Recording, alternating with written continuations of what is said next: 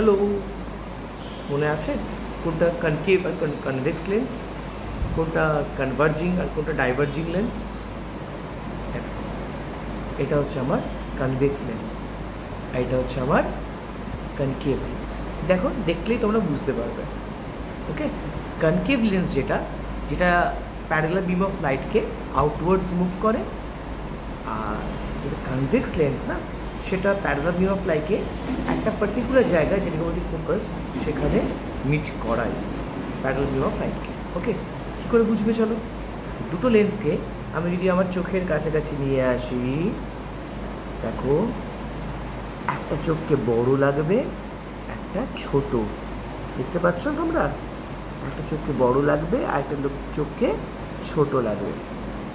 যেটাতে চোখ বড় লাগছে সেটা হচ্ছে কনকেভ লেন্স, মানে parallel beam of light outwards, আর যেটা ছোট লাগছে সেটা হচ্ছে কনভেক্স লেন্স। ক্লিয়ার? বাই।